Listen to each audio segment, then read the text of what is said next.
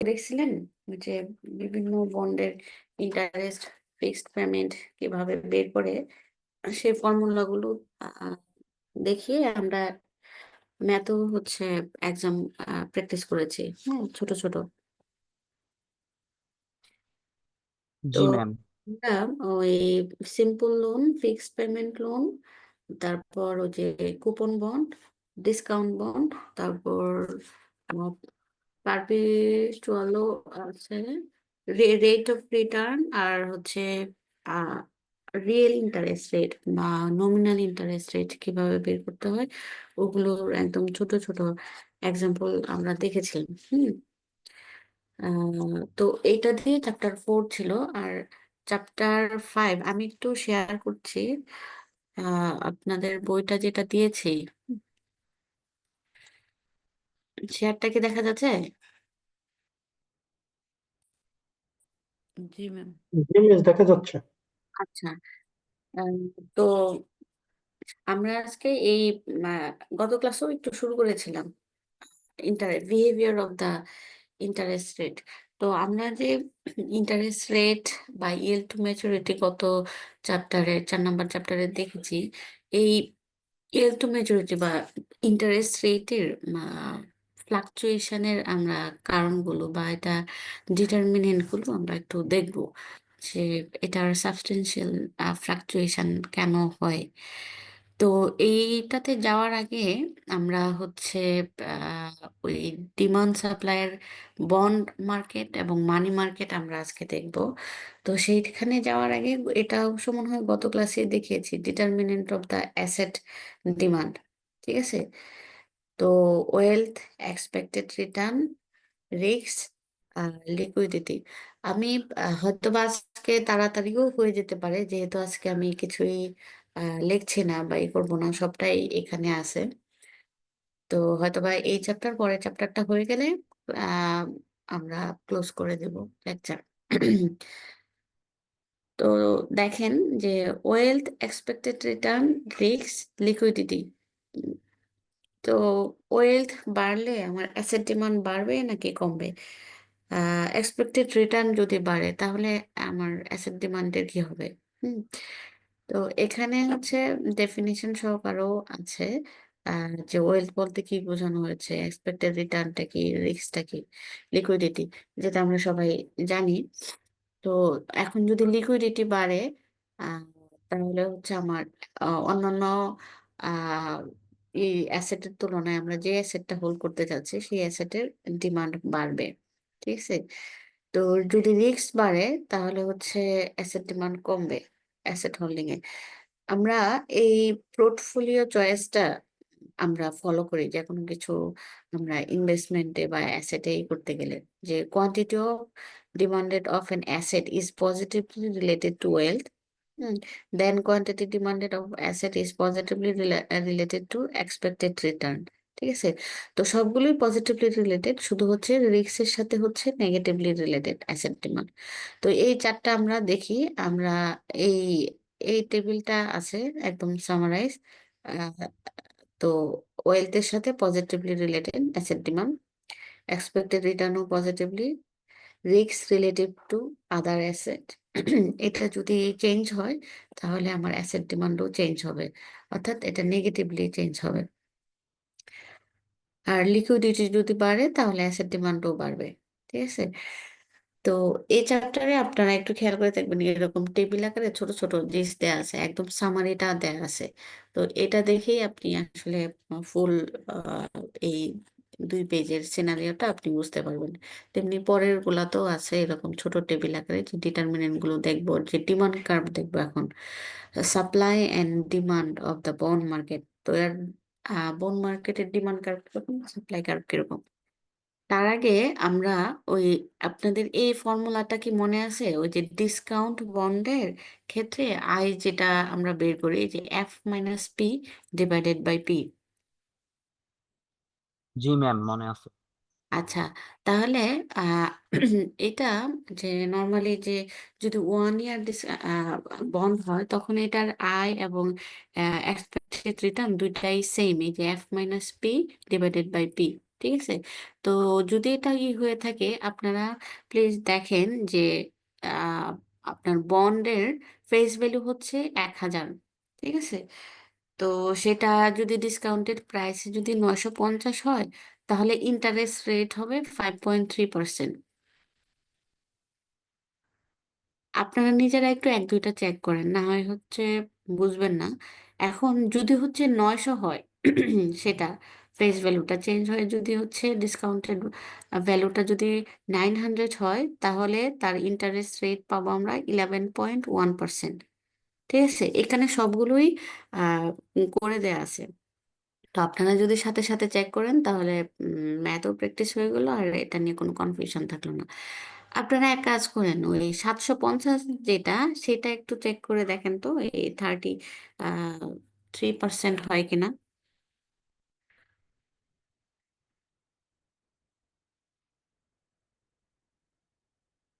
উম,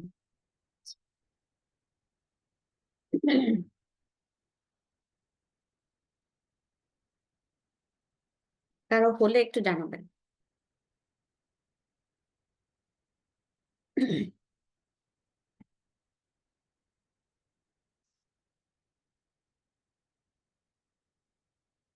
বন্ডের face value 1000, discounted value হচ্ছে 750, দেন এটার ইন্টারেস্ট রেট আয় কত?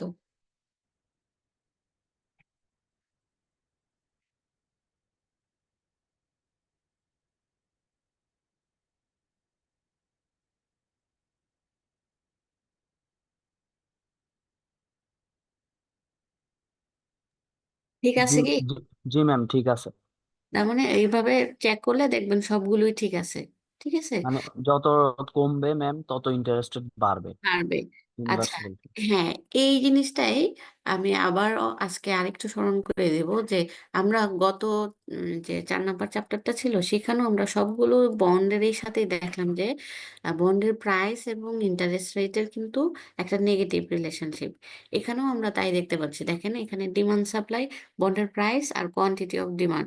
এখানে কোয়ান্টিটিটা একটা আরবিট্রারিলি অ্যাসিউম করা হয়েছে। হুম। তো যেটাই হোক, যে প্রাইস এবং ইন্টারেস্ট রেটের সাথে যে নেগেটিভ রিলেশনশিপ, সেটা কেন? ঠিক আছে? তো আমি গত ক্লাসে একটা এক্সাম্পল দিয়েছিলাম, যে ধরেন যে আপনি কোনো একটা বন্ড হোল্ড করছেন, সেটার ইন্টারেস্ট রেট পাচ্ছেন হচ্ছে 5%। ঠিক আছে? এখন যদি নতুন কোনো বন্ড আপনার ইন্টারেস্ট রেট যদি বাড়ে, অর্থাৎ 6%, সেটা অবশ্যই আহ, তার মানে নিউ বন্ড আপনাকে বেটার রিটার্ন দিচ্ছে। ঠিক আছে? তার মানে আপনি যে বন্ডটা হোল্ড করছেন, সেই বন্ডটা যদি অন্য কেউ কিনতে চায়, তাহলে অবশ্যই এটাকে ডিসকাউন্টেড প্রাইসে, ওই প্রাইসে বিক্রি করতে পারবে না, আরো কম প্রাইসে দিতে হবে। ঠিক আছে? তেমনি যদি হচ্ছে মার্কেট ইন্টারেস্ট রেট যদি ফল করে, তার মানে আপনি যে বন্ডটা হোল্ড করছেন, 5% ইন্টারেস্ট রেট যেটা রিটার্ন দিচ্ছে, সেটা হচ্ছে অ্যাট্রাকটিভ হবে এবং এটার প্রাইস বাড়বে। আবার প্রেজেন্ট ভ্যালুর কনসেপ্টও আমরা দেখি যে প্রেজেন্ট ভ্যালুটা সমান কি, সিএফ বাই 1 + i⁻n। তো এখন যদি আয় বাড়ে, ঠিক আছে, ইন্টারেস্ট রেট যদি বাড়ে, তার মানে আপনি present value of future cash flow, এটা আপনার ডিক্রিজ করবে। আর যেটা মিন করে যে আপনার বন্ডের প্রাইস কমবে। ঠিক আছে? তো এই হচ্ছে যে নেগেটিভ রিলেশনশিপ। তো এখন এখানে বন্ডের আমরা ডিমান্ড কার্ভ দেখি, ওই যে বিডি। ঠিক আছে? আর বি হচ্ছে বন্ডের সাপ্লাই কার্ভ। তো সাপ্লাই কার্ভ হচ্ছে আপওয়ার্ড স্লোপিং, আর ডিমান্ড কার্ভ হচ্ছে ডাউনওয়ার্ড স্লোপিং। ওই একই ইয়ার কারণে আমরা যে প্রাইসের সাথে নেগেটিভ রিলেশনশিপ দেখছি, আর প্রাইসের সাথে পজিটিভ রিলেশনশিপ দেখছি, যার কারণে পজিটিভ সাপ্লাই কার্ভ। ঠিক আছে? আপনারা ডিমান্ড সাপ্লাই অ্যানালাইসিসে যা পড়ে আসছিলেন। ঠিক আছে? এখন আহ যেটা হচ্ছে দেখবো আমরা কিছু, আচ্ছা, আহ, পরে ডিটারমিনেন্টে যাই। তার আগে হচ্ছে আমরা একটু গ্রাফটা অ্যানালাইসিসে দেখে দিই। তার মানে আমরা ইন্টারেস্ট রেট গুলো বুঝতে পারছি, যত প্রাইস কমছে তত ইন্টারেস্ট রেট বাড়ছে।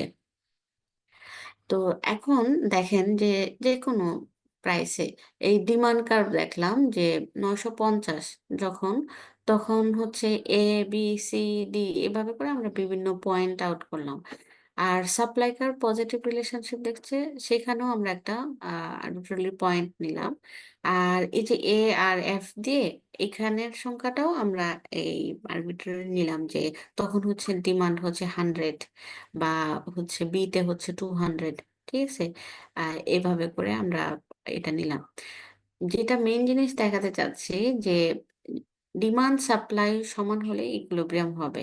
হুম, সেটা আমরা জানি। তো ইকুইলিব্রিয়াম ইন্টারেস্ট রেট এই গ্রাফ অনুযায়ী হচ্ছে 17.6, তাই না? তো এখন যদি হচ্ছে ডিমান্ড বাড়ে বা হচ্ছে যদি সাপ্লাই বাড়ে, ঠিক আছে, অর্থাৎ যদি হচ্ছে এক্সেস সাপ্লাই হয় আপনার উপরের পোর্শনটুকু এ, ঠিক আছে, ওইদিকে যখন আমার সাপ্লাই বেশি ডিমান্ডের থেকে আমার এক্সেস সাপ্লাই হচ্ছে, ঠিক আছে, এই জায়গাটা আসলে কি মিন করছে? আমি কেন ইকুইলিব্রিয়াম ইন্টারেস্ট রেটে ফিরে আসতে হবে, আমি আসলে সেটা এক্সপ্লেন করছি। ঠিক আছে, যে ইকুইলিব্রিয়াম ইন্টারেস্ট রেট আমার হচ্ছে 17.6 বা হচ্ছে পয়েন্ট সি গ্রাফ অনুযায়ী। তো এইটা কি মিন করে? যখন আমার এক্সেস সাপ্লাই অফ বন্ড দেখি, আবার যখন এক্সেস ডিমান্ড অফ বন্ড দেখি, এটা আসলে কি মিন করে? এটা মিন করে যখন এক্সেস সাপ্লাই অফ বন্ড, তখন হচ্ছে যা লোকজন যারা কিনা আপনার বন্ড বেশি সেল করছে, মানে people want to sell more bonds than other want to buy. ঠিক আছে, কথাটা ধরতে পেরেছেন? যে তারা বেশি বেশি বন্ড সেল করতে চাচ্ছে, কিন্তু অন্যরা অতটুকু বন্ড কিনতে চাচ্ছে না। ঠিক আছে, যার কারণে প্রাইসটা ফল করবে। আর সেই পিপুলরা কারা? সেই পিপুলরা হচ্ছে ওই বড় আর সেকশন যারা, তারা। এখন দেখেন যে এক্সেস ডিমান্ড যখন হচ্ছে, তখন কি ঘটনাটা ঘটতেছে? তখন হচ্ছে যে যারা হচ্ছে মানে people now wants to buy more bonds than others are willing to sell. অর্থাৎ যে হচ্ছে আপনারা এখানে ডিমান্ড বেশি। এখন পিপল বেশি, লোকজন বেশি বেশি করে বন্ড কিনতে চাচ্ছে, কিন্তু অন্যদের কাছে ততটা হচ্ছে বন্ডের সাপ্লাই নাই বা হচ্ছে তারা সেল করতে চাচ্ছে না। যার কারণে হচ্ছে প্রাইসটা বাড়বে। ঠিক আছে, এবং বাড়তে বাড়তে কতক্ষণ পর্যন্ত বাড়বে? যতক্ষণ না সি পয়েন্ট অ্যাচিভ হবে। ঠিক আছে, ঠিক তেমনি এক্সেস সাপ্লাইয়ের ক্ষেত্রেও প্রাইসটা কমছে। কমতে কমতে যতক্ষণ না পর্যন্ত সি পয়েন্ট অ্যাচিভ হবে ততক্ষণ পর্যন্ত প্রাইসটা কমবে। এভাবে করে ডিমান্ড এবং সাপ্লাইয়ের ফোর্সিং এর জন্য বন্ড মার্কেটে ইকুইলিব্রিয়াম থাকবে। আর ইকুইলিব্রিয়াম ইন্টারেস্ট রেট হচ্ছে 17.6%। ঠিক আছে, তো এই সাপ্লাই অ্যান্ড ডিমান্ড অ্যানালাইসিস, এখন আমরা দেখব যে এই ইন্টারেস্ট রেটটা যে আমরা ডিটারমাইন্ড হলো যে ডিমান্ড সাপ্লাই দ্বারা, সেটা কি কি কারণে চেঞ্জ হতে পারে বা কি কি ফ্যাক্টর ইনফ্লুয়েন্স করতে পারে। তো এখানে আমরা দেখব যে বন্ডের ডিমান্ড আসলে কি কি ফ্যাক্টর দ্বারা এফেক্টেড হয়, আর বন্ডের সাপ্লাইটা কি কি ফ্যাক্টর দ্বারা এফেক্টেড হয়। আর তখনই আমরা দেখব কোনটা কোন দিকে। দেখেন এখানে উম, হচ্ছে কিছু ফ্যাক্টর আছে যে wealth, expected return on bonds related to other asset, risk of bond related to alternative asset, আর liquidity of bond, যেটা আমরা ওই ডিটারমিনেন্ট অফ অ্যাসেটেই দেখেছি। তো এখন আহ, তাহলে কি হচ্ছে ওয়েলথের ক্ষেত্রে? এটা হচ্ছে আমার ওয়েলথ বাড়লে আমার বন্ডের ডিমান্ড বাড়বে নাকি কমবে বলেন তো? দেখেন, তো এক্সপ্লেনেশন দেয় আছে, আমি নিজেও এটা বিকশিত। ওয়েলথ বাড়লে আমার বন্ডের ডিমান্ড বাড়বে, এটা রাইটে শিফট করবে। আর কেবলমাত্র আগেই যে ডিমান্ডটা একই ডিমান্ড কার্ভের মধ্যে যদি মুভমেন্ট হয়, তাহলে চেঞ্জ হয় ডিমান্ডটা, তাহলে এটাকে বলি আমরা মুভমেন্ট অ্যালং দ্য ডিমান্ড। আর সেটা কখন হবে? কেবলমাত্র বন্ডের প্রাইস চেঞ্জ হলে। আর আদার থিংস চেঞ্জ হলে ডিমান্ড কার্ভের শিফট হয় বা সাপ্লাই কার্ভের শিফট হয়। ঠিক আছে, তো এখন আমরা ডিমান্ড কার্ভে আছি। তো বিজনেস সাইকেলের এক্সপানশনের সময় দেখা যায় আপনার ইনকাম বাড়বে, ওয়েলথ বাড়বে, যার কারণে বন্ডের ডিমান্ড বাড়বে। আর বন্ডের ডিমান্ড কার্ভ হচ্ছে রাইটে শিফট করবে। তেমনি যদি হচ্ছে ইকোনমিতে রেসেশন চলে, ইনকাম ওয়েলথ কমতে থাকে, তখন হচ্ছে বন্ডের ডিমান্ডটা ফল করবে আর ডিমান্ড কার্ভ লেফটে শিফট করবে। ঠিক আছে, এই একটা গেল। আর এখানে আমরা হচ্ছে এই পুরা সামারিটাই মানে সব কয়টারই দেখতে পাবো।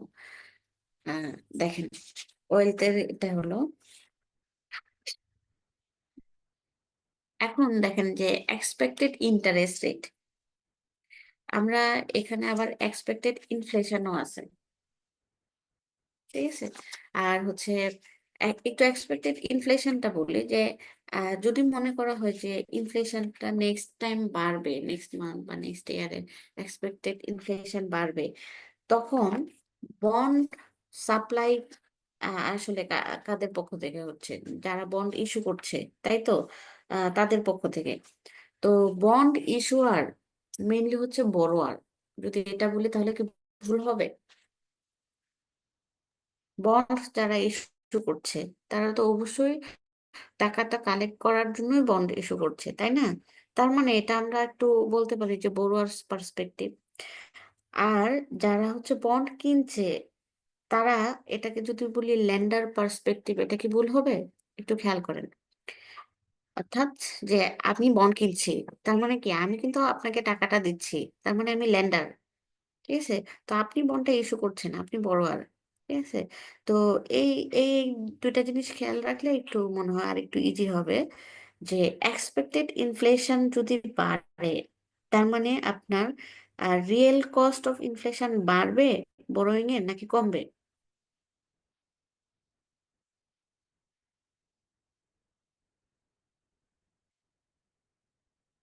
আমার কথা কি শুনতে পাচ্ছেন? শুনতে পাচ্ছি ম্যাম, কথাটা বুঝতে পারিনি। আচ্ছা, আমি আবার বলছি যে যদি হচ্ছে এক্সপেক্টেড ইনফ্লেশন বাড়ে, যদি এক্সপেক্টেড ইনফ্লেশন বাড়ে, তাহলে আপনি বড় করলে আপনার কি বড়োইং কস্ট কি বাড়বে নাকি কমবে? আপনি যদি বড়, ডেফিনেটলি বাড়বে ম্যাম, সেই জন্য আমার তো ডিমান্ডটা কমে যাবে। না না, আপনি বড়োয়ার হলে আপনার কিন্তু কমবে। আচ্ছা, কারণ এজ এ আপনি, বড়োয়ার পার্সপেক্টিভ কমবে আর ল্যান্ডার পার্সপেক্টিভ হলো বাড়বে। হ্যাঁ হ্যাঁ, ল্যান্ডার পার্সপেক্টিভে বাড়বে। তো এখন আপনি যদি বড়োয়ার হয়ে থাকেন আর যদি ইনফ্লেশন বাড়ে, তার মানে আপনি কিন্তু বেনিফিটেড হবেন। হ্যাঁ, কোটলেট কই? কোনো কোনো কোশ্চেন? আর যদি হচ্ছে ল্যান্ডার পার্সপেক্টিভ হয়, তাহলে রিয়েল কস্ট হচ্ছে কি, আমার কি হবে? অন্যরা যারা বলছেন, আচ্ছা দেখেন, তো তার মানে ইনফ্লেশন মানেই হচ্ছে যে আমার রিয়েল ভ্যালুটা, টাকার পারচেজিং পাওয়ারটা কমবে। ঠিক আছে, তো যদি হচ্ছে বন্ডের ডিমান্ড কারা করবে? বন্ড বায়াররা। তাহলে বলেন তো এটা আমার বাড়বে নাকি কমবে? বন্ডের ডিমান্ডটা বন্ডের ডিমান্ড কমবে। কমবে, কমবে। কারণ আপনি যে পেমেন্টটা পেতেন, ঠিক আছে, সেই পেমেন্টের ভ্যালুটা আগে বেশি ছিল, কিন্তু এখন যেহেতু ইনফ্লেশন বাড়ছে, তার মানে এখন কমে যাচ্ছে, তার মানে আপনার বন্ডের ডিমান্ড কমবে। ঠিক আছে, এটা লেফট সাইডে যাবে। ঠিক আছে, বন্ডের ডিমান্ড কার্ভ। এখন যদি এক্সপেক্টেড ইন্টারেস্ট রেট যদি মনে করেন যে বাড়বে, ঠিক আছে, তো আপনি যে আপনি বন্ড কিনে ফেলছেন, তার মানে দেখা যাবে যে লং টার্ম আপনার যে বন্ডগুলো আছে সেইটার ডিমান্ডটা কমবে। কারণ আপনি হচ্ছে শর্ট টার্মের দিকে মেয়াদি বন্ড কিনবেন, যাতে করে হচ্ছে অন্য কোনো বন্ডে আপনি সুইচ করতে পারেন। তার মানে লং টার্ম বন্ড এইটার ডিমান্ড করবে, যার কারণে ডিমান্ড কার্ভ হচ্ছে লেফটে শিফট করবে। ঠিক আছে, আর তারপর হচ্ছে riskiness of bond relative to other asset, ওইটাও এই যে বন্ড আপনি হোল্ড করলে যদি এটা রিস্ক বাড়ে, তাহলে বন্ডের ডিমান্ড কমবে, ডিমান্ড কার্ভ লেফটে শিফট করবে। তেমনি লিকুইডিটি, আমরা সবাই লিকুইডিটিটা পছন্দ করি, কত তাড়াতাড়ি আমার অ্যাসেটটাকে আমি টাকায় ট্রান্সফার করতে পারি। যদি লিকুইডিটিটা বাড়ে, আমার বন্ডের ডিমান্ডও বাড়বে, তাহলে ডিমান্ড আর বন্ডের রাইটে শিফট করবে। তো সেই অনুযায়ী কিন্তু ইন্টারেস্ট রেটটাও চেঞ্জ হবে। ঠিক আছে, তো আপনাদেরকে হয়তো এরকম কিছু বলা হলো, তখন হচ্ছে ইন্টারেস্ট রেটের ইকুইলিব্রিয়াম ইন্টারেস্ট রেট কি চেঞ্জ হলো, সেটা। আর এগুলোরই এক্সপ্লেনেশন হচ্ছে এখানে দেয়া আছে, আপনারা একটু দেখে নেবেন। এখন আসেন যে বন্ডের সাপ্লাইকার কি কি ফ্যাক্টর দ্বারা এফেক্টেড হয়। ঠিক আছে, তো এই তিনটা ফ্যাক্টর আছে, যে expected profitability of investment opportunity. এখন যখন বিজনেস সাইকেল বুম পিরিয়ডে থাকে, তখন কি অনেক বিজনেস অপরচুনিটিস ক্রিয়েট হয়, যার কারণে আপনি নিজেও চাইবেন যে নতুন নতুন ব্যবসায় যদি হচ্ছে ইনভেস্ট করানো যায়, বা প্রজেক্টে যদি ইনভেস্ট করা যায়, তো সেই ক্ষেত্রে বন্ডের সাপ্লাইটা বাড়বে। বুঝতে পারছেন কেন বাড়বে? অর্থাৎ আপনি নিজেই আগ্রহী, আরো ইনভেস্টমেন্ট অপরচুনিটিস খুঁজছেন, তার মানে অবশ্যই বন্ড ইস্যু করবেন, অথবা অন্য ফার্মরাও ইস্যু করবে যাতে তাদের প্রফিটেবিলিটি বাড়ে। তো বন্ডের সাপ্লাই বাড়বে। তেমনি এক্সপেক্টেড ইনফ্লেশন যদি বাড়ে, ঠিক আছে, তাহলেও হচ্ছে বন্ডের সাপ্লাই বাড়বে। কারণ হচ্ছে ওই টাকা যে পরিমাণটা ফেরত দিতে হবে সেটা তো কম দেওয়া লাগবে। তো সেই জন্য বন্ডের সাপ্লাই বাড়বে। আর গভর্নমেন্ট ডেফিসিট যদি বাড়ে, তাহলেও বন্ডের সাপ্লাই বাড়বে। ঠিক আছে, গভর্নমেন্ট তার ডেফিসিট পূরণ করে হচ্ছে ওই ট্যাক্স আর বন্ড, হ্যাঁ, এগুলো হচ্ছে ইস্যু করে। তার মানে ডেফিসিট বাড়া মানে বন্ডের সাপ্লাই বাড়া। তো এই ফ্যাক্টরগুলো হচ্ছে বন্ড আর সাপ্লাইয়ের, বন্ডের সাপ্লাইয়ের ডিমান্ড কার্ভের ফ্যাক্টর, যেগুলো ইন্টারেস্ট রেটকে এফেক্ট করে। এগুলোর এক্সপ্লেনেশন হচ্ছে এখানে আছে, হুম, দেখে নেবেন। এখন আমরা এই জিনিসটা একটু দেখব, যে এই অ্যাপ্লিকেশনটা, যে এক্সপেক্টেড ইনফ্লেশন যদি চেঞ্জ হয়, তাহলে হচ্ছে আমরা আহ, কি ঘটনা দেখতে পাই, ইন্টারেস্ট রেটের কি হয়। আর এটাকে আমরা একটু ফিশার ইফেক্টও বলছি। দেখেন, আচ্ছা, তো দেখেন এক্সপেক্টেড ইনফ্লেশন চেঞ্জ হলে দুইটা ঘটনা ঘটে কিন্তু, যে এক হচ্ছে যে বন্ডের ডিমান্ড কিন্তু কমে যায় এক্সপেক্টেড ইনফ্লেশনে, তাই না? একটু আগেই দেখেছি। আর এক্সপেক্টেড ইনফ্লেশন যদি বাড়ে, তাহলে আবার কিন্তু সাপ্লাই কার্ভও হচ্ছে রাইটে শিফট করে, বন্ডের সাপ্লাই বাড়ে। তো দুইটা হচ্ছে অপোজিটিং ঘটনা আহ, আহ, এখানে ঘটছে। তো B1 হচ্ছে আমার ইনিশিয়াল বন্ডের ডিমান্ড, B1S হচ্ছে আমার ইনিশিয়াল সাপ্লাই। তো সাপ্লাইটা চেঞ্জ হয়ে B2S হলো, আর ডিমান্ডটাও চেঞ্জ হলে B2D হলো। ঠিক আছে, তো নতুন যে ইকুইলিব্রিয়ামটা হলো, সেইখানে এই যে ইকুইলিব্রিয়াম 2 হচ্ছে নিউ ইকুইলিব্রিয়াম, আর তাতে করে আমার বন্ডের প্রাইস কমছে। দ্যাট মিন্স কি, আমার বন্ডের ইন্টারেস্ট রেট বাড়ছে কিন্তু, তাই না? এইটাই মিন করে যে ফিশার্স এফেক্ট। একটু দেখি যে when expected inflation rises interest rate will rise. এবং এটাই, এটাকে আমরা ফিশার্স এফেক্ট বলি, যে এক্সপেক্টেড ইনফ্লেশন বাড়লে ইন্টারেস্ট রেট বাড়ে। ঠিক আছে, বোঝা যাচ্ছে? তো এখন আরেকটা চেঞ্জ, আরেকটা ফেনোমেনা এখানে দিল, যে বিজনেস সাইকেলের এক্সপানশনে কি ঘটনা ঘটে ইন্টারেস্ট রেটে। তো বিজনেস সাইকেল এক্সপানশন মানে আমার দুইটাই, আহ, আমার বন্ডের ডিমান্ডও হচ্ছে বাড়বে, বন্ডের সাপ্লাইও বাড়বে, তাই না? অর্থাৎ জি, ওয়েলথ জি যদি, ম্যাম। ঠিক আছে, বা ইনকাম বাড়লো, তার মানে আপনার কিন্তু ডিমান্ড সাপ্লাই দুইটাই বাড়বে।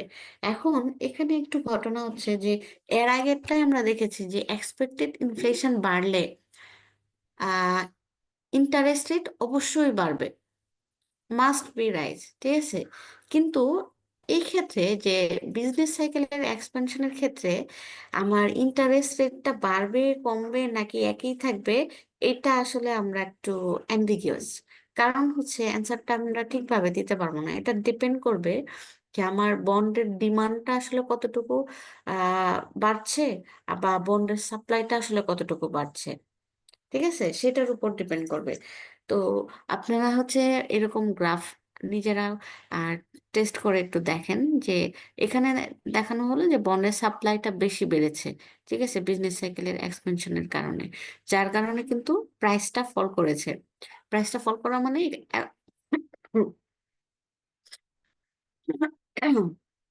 সরি, তো প্রাইস ফল করা মানে আমার ইন্টারেস্ট রেট বাড়বে এই ক্ষেত্রে। এখন যদি আপনি মানে গ্রাফটাকে অন্যভাবে আঁকেন, আপনি সাপ্লাইটাকে কম শিফট করান, ডিমান্ডটাকে যদি বেশি শিফট করে, তাহলে কি ঘটনা ঘটছে, ঠিক আছে? তাহলে দেখা যাবে অন্য ধরনের ঘটনা ঘটছে। তো সেই জন্য যে ইন্টারেস্ট রেটটা কি হবে সেটা ডিপেন্ড করবে যে কোন কার্ভটা কতটুকু শিফট করছে সেটার উপর, ঠিক আছে? আহ খুবই ইজি চ্যাপ্টারটা, আপনারা একটু দেখলে একটুখানি সময় দিলে এটা এমনি বুঝে যাবেন, এত কঠিন না, ঠিক আছে? তো এই পর্যন্তই রাখবো আমি এই চ্যাপ্টারের ক্ষেত্রে। ও সরি সরি, না, মানি মার্কেটটা তো বলিই নাই। হ্যাঁ, তো মানি মার্কেটের একটা পোর্শন দেখাবো না, শুধু হচ্ছে মানি মার্কেট ইকুইলিব্রিয়াম এবং কি কি ফ্যাক্টর দ্বারা এফেক্টেড হয় সেই জিনিসগুলো দেখাবো। তো এখন এটা হচ্ছে ডিমান্ড সাপ্লাই অ্যানালাইসিস গেল, ঠিক আছে, বন্ড মার্কেটের, ঠিক আছে। বন্ড মার্কেটের ডিমান্ড সাপ্লাই অ্যানালাইসিস দিয়ে আমরা ইন্টারেস্ট রেটটা দেখেছি। এখন আমরা সেই ইন্টারেস্ট রেটেরই ডিটারমিনেশন দেখব অন্য আরেকটা ওয়েতে, সেটা হচ্ছে লিকুইডিটি প্রেফারেন্স ফ্রেমওয়ার্ক, ঠিক আছে। এখন আমরা বন্ডের ডিমান্ড সাপ্লাই বা বন্ডের সাপ্লাই দেখবো না, আমরা হচ্ছে আসলে মানি মার্কেটের ডিমান্ড সাপ্লাই দিয়ে ইন্টারেস্ট রেটের কি ঘটনা ঘটছে সেটা দেখবো। তো আমরা কেইনস, হ্যাঁ, কেইনস এর মতে যে মানুষ তার ওয়েলথ হচ্ছে দুই ভাবে রাখে, একটা হচ্ছে মানি আর একটা হচ্ছে বন্ড, এই দুইটা ফর্মে রাখে, ঠিক আছে। তার মানে টোটাল ওয়েলথ আহ হবে কি, ওয়েলথকে যদি আমরা ডাব্লিউ দ্বারা প্রকাশ করি, তাহলে আর বন্ডকে বি আর মানিকে এম দ্বারা, তাহলে W is equal to B plus M, তাই না? তো মানে আমার ওয়েলথ হবে মানি এবং বন্ড, এই দুইটা ফর্মেই রাখা হবে, ঠিক আছে, কেইনস অনুযায়ী। এখন সেক্ষেত্রে দেখেন যে আহ, আমরা একটু দেখি যে total wealth in the economy must be equal to the total quantity of bond plus money in the economy, ঠিক আছে, যেটা মাত্র বললাম। এবং this will equals the quantity of bond supply plus quantity of money supply, অর্থাৎ যে BS বন্ডের supply, MS হচ্ছে মানির সাপ্লাই, বিডি হচ্ছে বন্ডের ডিমান্ড, এমডি হচ্ছে মানি ডিমান্ড, ঠিক আছে। তার মানে এই দুইটাও ইকুয়াল হবে, ঠিক আছে। এখন এটাকে আমরা হচ্ছে যদি রাইট সাইডে নিয়ে আসি বন্ডগুলোকে এবং মানিগুলোকে একসাথে রাখি, তাহলে বিএস মাইনাস বিডি আর এমডি মাইনাস এমএস, ঠিক আছে। এখন এইটা সমান সমান যদি আমরা জিরো ধরি, তার মানে আমরা লিখতে পারি না যে BS minus BD equals to zero, তার মানে বিএস ইকুয়াল টু বিডি, মানে বন্ডের সাপ্লাই এবং বন্ডের ডিমান্ড সমান। তো ইকুইলিব্রিয়ামে তো আমরা এটাই দেখি, তাই না? তো তার মানে যদি বন্ডের সাপ্লাই এবং বন্ডের ডিমান্ড সমান, মানে কি বন্ড মার্কেট ইকুইলিব্রিয়ামে আছে, সেটা আমরা বলতে পারি। যদি বন্ড মার্কেট ইকুইলিব্রিয়ামে থাকে, তার মানে মানি মার্কেটও ইকুইলিব্রিয়ামে থাকবে, ঠিক আছে। ইকোনমিতে একটা মার্কেটের ইকুইলিব্রিয়াম মানে অন্য আরেকটা মার্কেটের ইকুইলিব্রিয়াম, এই জিনিসটাই এখানে বলা হয়েছে। তো এখন আমরা আসলে এই জিনিসটা নিয়ে একটু বেশি কনসার্ন, ঠিক আছে। এই জিনিসটাই আমাদের মেইন ফোকাস, যে মানি মার্কেট ইকুইলিব্রিয়াম। তো মানি ডিমান্ড এমডি আর money market M money supply MS, ঠিক আছে। তো মানি একটা দেশে কি পরিমাণে মানি সাপ্লাই হবে সেটা আগে থেকেই ফ্যাড বা সেন্ট্রাল ব্যাংক দ্বারা ফিক্সড, যার কারণে মানি ডিমান্ডটা আমার এখানে দেখেন কি অ্যাক্সিস, ভার্টিক্যাল অ্যাক্সিসে আমার ইন্টারেস্ট রেট আর হরাইজন্টাল অ্যাক্সিসে আমার কোয়ান্টিটি অফ মানি আছে। তো মানি ডিমান্ড ইন্টারেস্ট রেটের সাথে নেগেটিভলি রিলেটেড আর ইনকামের সাথে পজিটিভলি রিলেটেড, হ্যাঁ।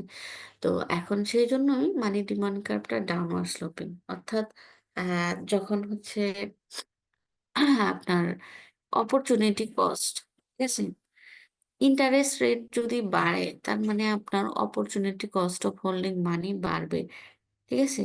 তার মানে আপনি কম মানি ডিমান্ড করবেন, ঠিক আছে। এই মানি ডিমান্ডের এক্সপ্লেনেশন এখানে আছে, অপরচুনিটি কস্ট যেটা বোল্ড করা আছে।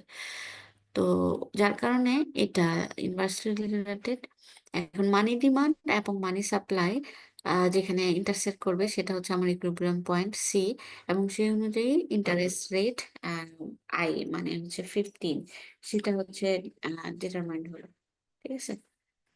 তো এখন একটু সেম আগের মতোই হচ্ছে আমরা একটু দেখি যে মানি ডিমান্ড, এক্সেস মানি সাপ্লাই যদি হয় তাহলে কি ঘটনা ঘটে, আর এক্সেস মানি ডিমান্ড হলে তখন কি হয়, যে আমার ইকুইলিব্রিয়াম ইন্টারেস্ট রেট এখানে 15, এই 15টাই কেন অ্যাচিভ হবে। ঠিক আছে। যদি যে দেখেন যে এক্সেস সাপ্লাই, অর্থাৎ সাপ্লাই বেশি ডিমান্ড কম, ঠিক আছে, উপরে আমার হচ্ছে এক্সেস সাপ্লাই, তাই না? তো এক্সেস সাপ্লাই হয় তখন আসলে কি ঘটনা ঘটে। Excess supply of money means that people are holding more money, তাই না? যে এক্সেস সাপ্লাই অফ মানি, তারা হচ্ছে মানে প্রয়োজনের থেকেও বা ডেজায়ার থেকেও তারা বেশি মানি হোল্ড করছে, এবং এই অবস্থাটা থেকে তারা পরিত্রাণের জন্য তারা কি করবে, এই এক্সেস মানি সাপ্লাইটাকে ব্যালেন্স করবে বন্ড কিনে। ঠিক আছে। কারণ আগেই বলেছি যে টোটাল ওয়েলথ আপনার দুইটা ফর্মে থাকবে, হয় মানি আকারে না হয় বন্ড আকারে। ঠিক আছে। তো এখন যেহেতু লোকজন বন্ড কিনবে, তাহলে কি বন্ডের প্রাইস বাড়বে, তাই না? তো যদি বন্ডের প্রাইস বাড়ে তার মানে ইন্টারেস্ট রেট আবার ফল করবে আনটিল 15% ইজ অ্যাচিভড। বুঝতে পারছেন এক্সপ্লেনেশনটা? তো এখন আসেন যে যদি দেখি যে বন্ডের এক্সেস ডিমান্ড, ওই যে ই পয়েন্ট, ঠিক আছে, আমার ডিমান্ড বেশি সাপ্লাই কম, এক্সেস ডিমান্ড অফ মানি, এটা যদি হয় তার মানে কি ঘটনা ঘটছে, যে মানুষ এখন চাচ্ছে মোর মানি হোল্ড করতে। Excess demand, excess demand of money মানে হচ্ছে মানুষ এখন চাচ্ছে তাদের কাছে যেন বেশি টাকা তারা রাখতে পারে, যেটা হচ্ছে তাদের কাছে কারেন্টলি নাই। ঠিক আছে।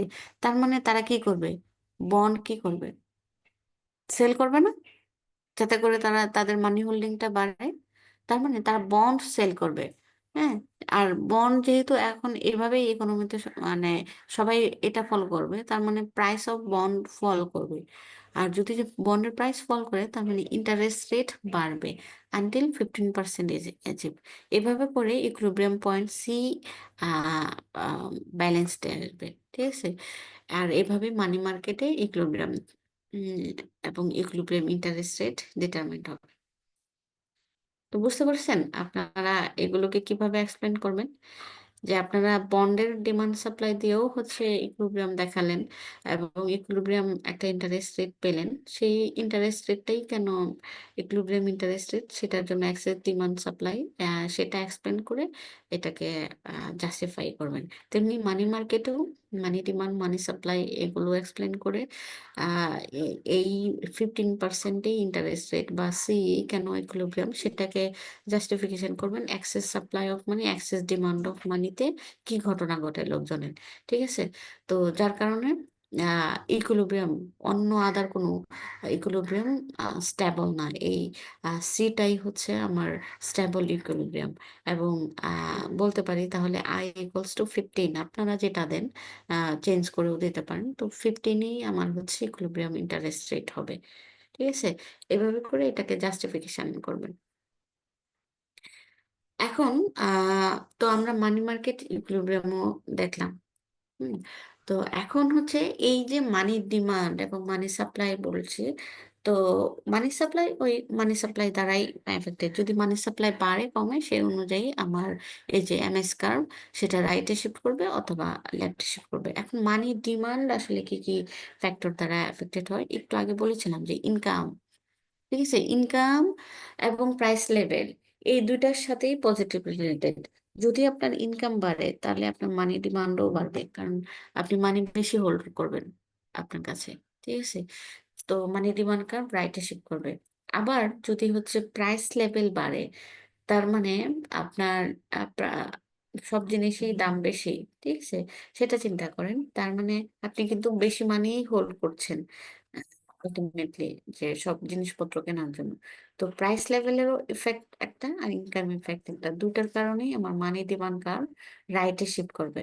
ঠিক আছে। আর মানি সাপ্লাই কার্ভ ওই জাস্ট মানি সাপ্লাই বাড়লো কমলো সেই অনুযায়ী মানি সাপ্লাই বাড়বে কমবে। তো আমরা একদম এই যে এই জিনিসটা একটু ফলো করি। এই জিনিসটা ফলো করলেই এতক্ষণ বা আগের পেজগুলো আমার খেয়াল না করলেও হয়। দেখেন যে ইনকামের সাথে মানি ডিমান্ড পজিটিভলি রিলেটেড। যার কারণে কিন্তু দেখেন মানি ডিমান্ড কার্ভটা রাইটে শিফট করলো আর তাতে করে কিন্তু ইন্টারেস্ট রেটও বাড়লো। ঠিক আছে? এখন প্রাইস লেভেল আসেন যে প্রাইস লেভেল যদি বাড়ে, চেঞ্জ হয়, তাহলে মানি ডিমান্ডও বাড়বে, ইন্টারেস্ট রেটও বাড়বে। এখন মানি সাপ্লাই যদি বাড়ে, তাহলে কি হয়? মানি সাপ্লাই বাড়লে মানি সাপ্লাই কার্ভ রাইটে শিফট করবে। ডিমান্ডের কিন্তু মানি ডিমান্ডের কিন্তু কোনো চেঞ্জ নেই। আর তাতে আমার ইন্টারেস্ট রেট ওই I2 হলো। ঠিক আছে? অর্থাৎ ফল করবে। এই জিনিসগুলো এখানেও এখানে প্রাইস লেভেলের এই ছোট করে এখানেই দেয়া আছে। তো এটা আবার আরেকটু বড় করে দিল। একই জিনিস। ঠিক আছে?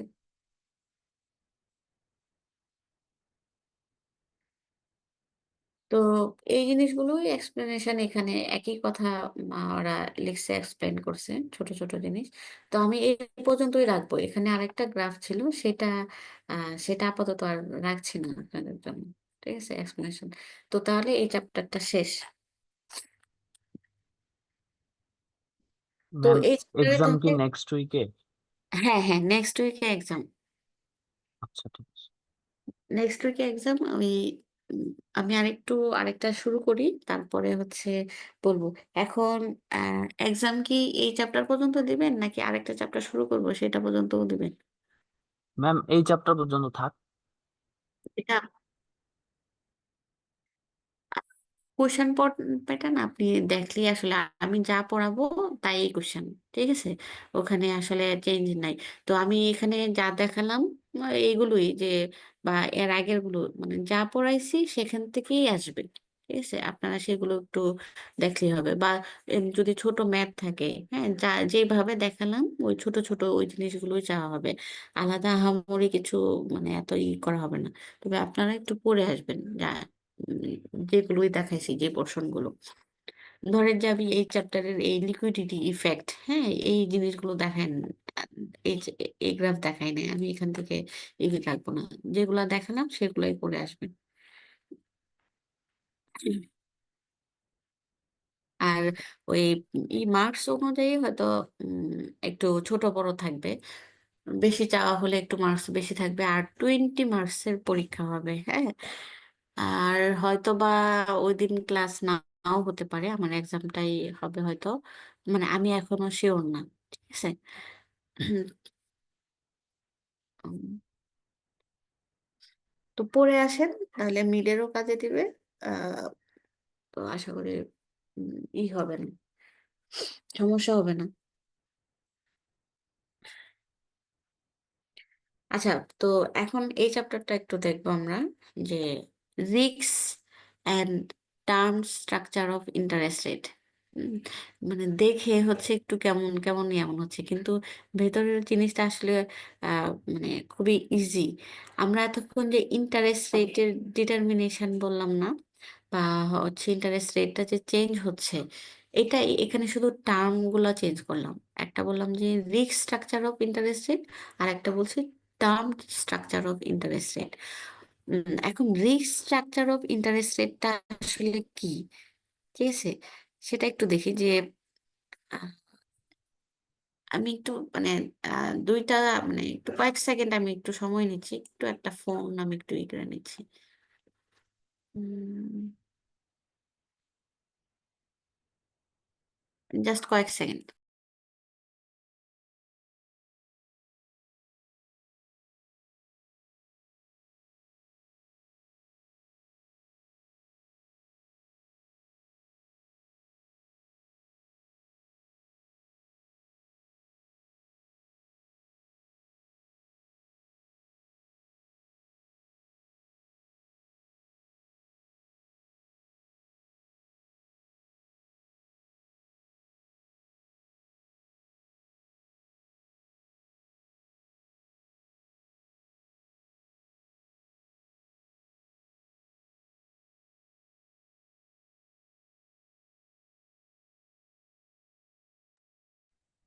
সরি।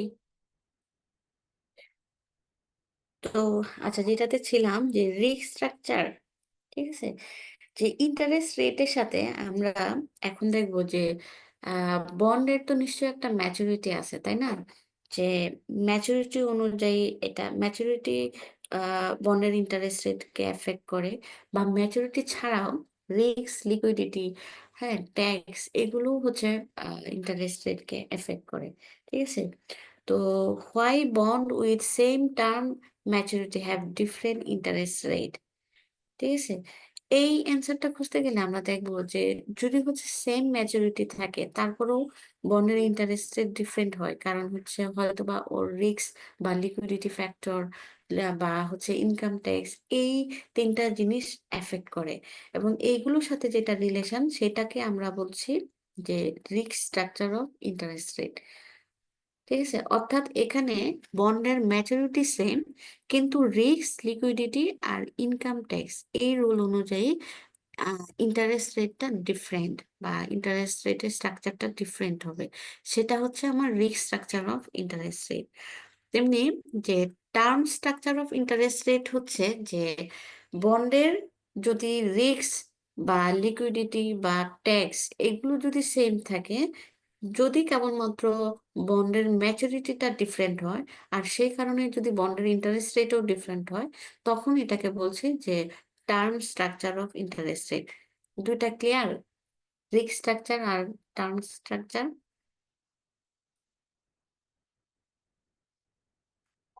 আমার কথা কি শোনা যাচ্ছে? জি ম্যাম, শোনা যাচ্ছে, ক্লিয়ার। আচ্ছা, তাহলে রিস্ক স্ট্রাকচারে আমরা কি দেখছি যে এখানে বন্ডের ম্যাচুরিটিটা সেম থাকবে, শুধু অন্য ফ্যাক্টরগুলো চেঞ্জের কারণে আমার বন্ডের ইন্টারেস্ট রেট চেঞ্জ। আর টার্ম স্ট্রাকচারে আমার বন্ডের ম্যাচুরিটি পিরিয়ডটা আসলে ডিফারেন্ট হয়, যার কারণে ইন্টারেস্ট রেটটা ডিফারেন্ট। এই দুইটা হচ্ছে মূল বেসিক থিংস। এই দুইটা জিনিস মনে রাখলেই পুরো চ্যাপ্টারটাই মনে থাকবে আপনার, ঠিক আছে? তো একদম যে তিনটা ফ্যাক্টর দ্বারা আসলে এফেক্টেড হয়। এখানে দেখেন যে কর্পোরেট, এই যে বা বন্ড আছে, আ বন্ড আছে, US government long term treasury, state, local government, municipal, বিভিন্ন ধরনের বন্ড ইন্টারেস্ট রেটের একটা ফ্লাকচুয়েশন, এবং এগুলো একটু কাছাকাছি দেখলাম, ঠিক আছে, যে ইন্টারেস্ট রেট গুলো। আমরা এখান থেকে কয়েকটা জিনিস হচ্ছে মেজারমেন্ট করব। আচ্ছা, এটা পরেই যাই। আগে হচ্ছে দেখি যে ডিফল্ট রিস্ক, যদি হচ্ছে রিস্ক যদি থাকে, হ্যাঁ, বন্ডের ইন্টারেস্ট রেটকে ইনফ্লুয়েন্স করে এই ডিফল্ট রিস্ক। এটা default ochre when issuer of bond is unable or unwilling to make interest payment, when promised or pay off of the face value of the bond mature, ঠিক আছে? যে আপনার বন্ডের maturity আসলো, কিন্তু আপনি নিজে পেমেন্ট করতে পারছেন না, অথবা ইচ্ছুক না পেমেন্ট করতে, তখন হচ্ছে কি ডিফল্ট বলছি, ঠিক আছে? নর্মালি হচ্ছে যেসব কর্পোরেশন অনেক বিগ লসের সম্মুখীন হয়, এখানে এক্সাম্পল হিসাবে এয়ারলাইন এবং কার রেন্টাল কোম্পানির কথা বলা হয়েছে, যে করোনা ভাইরাসের সময় এরা হচ্ছে ইন্টারেস্ট পেমেন্ট করতে পারছিল না, ঠিক আছে? তো আহ এখন ডিফল্ট যুক্ত যে বন্ড আছে এবং ডিফল্ট ফ্রি বন্ড, সেই দুইটার ক্ষেত্রে তার মানে আমার ইন্টারেস্ট রেট বিভিন্ন ধরনের হবে, আর সেই অনুযায়ী কিন্তু রিস্ক প্রিমিয়ামটাও আমরা ডিটারমাইন করি। এখন কর্পোরেট বন্ড মার্কেট, ঠিক আছে, দেখেন এ নাম্বারে দেওয়া আছে। আর একটা হচ্ছে default free bond market. US treasury bond যেটা, সেটা হচ্ছে ডিফল্ট ফ্রি বন্ড মার্কেট। কারণ হচ্ছে যদি কোম্পানি বা ফার্ম বা গভর্নমেন্ট যদি ইয়ার নাও আহ, যদি টাকা নাও থাকে, তাহলে গভর্নমেন্ট এখানে বাধ্য আপনাকে হয় ট্যাক্স রেজ করে অথবা টাকা ছাপায়া হলেও আপনার ইন্টারেস্ট পেমেন্টটা দেবে। যার কারণে ইউএস ট্রেজারি বন্ডটা হচ্ছে ডিফল্ট ফ্রি বন্ড মার্কেট বলা হয়। তার মানে এটা আপনার একটা নিরাপদ একটা ইনভেস্টমেন্ট, তাই না? যদি আপনি ইউএস ট্রেজারি বন্ড কেনেন, ঠিক আছে? আর আরেকটা হচ্ছে যে কর্পোরেট বন্ড মার্কেট, এটা আবার ডিফল্ট রিস্ক যুক্ত, ঠিক আছে? তো এখন এখানে রিস্ক প্রিমিয়ামটা একটু পরেই বলি। দেখেন দুইটা মার্কেট এখানে, ঠিক আছে? ওই যে লেফট সাইডে দেখেন D1C মানে কর্পোরেট বন্ড মার্কেটের ডিমান্ড, এবং SC হচ্ছে কর্পোরেট বন্ড মার্কেটের সাপ্লাই। তেমনি রাইট সাইডে D1T এটা হচ্ছে ট্রেজারি, ট্রেজারি বন্ড মার্কেটের ডিমান্ড, আর ST হচ্ছে ট্রেজারি বন্ড মার্কেটের সাপ্লাই কার। তো ইনিশিয়ালি এরা হচ্ছে ওই P1T আর P1C, খেয়াল করেছেন?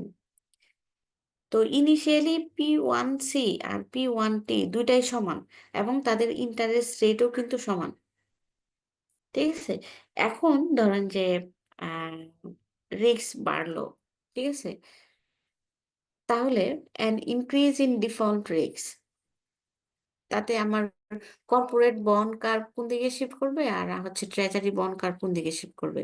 যদি হচ্ছে ডিফল্ট রিস্ক বাড়ে, তাহলে নিশ্চয়ই কর্পোরেট বন্ড মার্কেট, এটা যেহেতু ডিফল্ট রিস্ক যুক্ত, এটার ডিমান্ডটা কমবে, তার মানে এর ডিমান্ড কার্ভ হচ্ছে লেফটে শিফট করবে।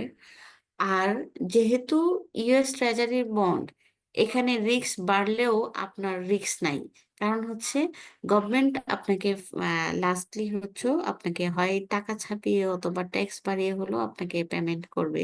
তার মানে আপনার ডিমান্ড কিন্তু এই ট্রেজারি বন্ডের ক্ষেত্রে কমবে না, ঠিক আছে? এটার ক্ষেত্রে বাড়বে কম্পারেটিভলি যদি আমরা চিন্তা করি, তাই তো? বুঝতে পেরেছেন? তো যার কারণে জি ম্যাম। ডিমান্ডটা রাইটে শিফট করলো। এখন যে জিনিসটা দেখছি যে ওই যে P2T আর হচ্ছে P2C, এই দুইটার মধ্যে একটা গ্যাপ হয়ে গেল না? ওটাই হচ্ছে আমার রিস্ক প্রিমিয়াম, ঠিক আছে? রিস্ক প্রিমিয়ামটা কি? The spread between interest rate on bonds with default risk and interest rate on default free bonds, এই দুইটার স্প্রেডটাই হচ্ছে আমার রিস্ক প্রিমিয়াম, ঠিক আছে? আর আহ, এখন তাহলে যেহেতু এখানে বন্ড ডিমান্ডটা লেফটে শিফট করলো, বন্ডের প্রাইস কমছে, তার মানে এর ইন্টারেস্ট রেট কিন্তু বাড়বে কর্পোরেট বন্ডের, ঠিক আছে? বুঝতে পেরেছেন? আর ট্রেজারি বন্ডের এর ডিমান্ড কার্ভ রাইটে শিফট করলো, বন্ডের প্রাইস বাড়লো, তার মানে এর বন্ডের ইন্টারেস্ট রেট কিন্তু কমবে, তাই না?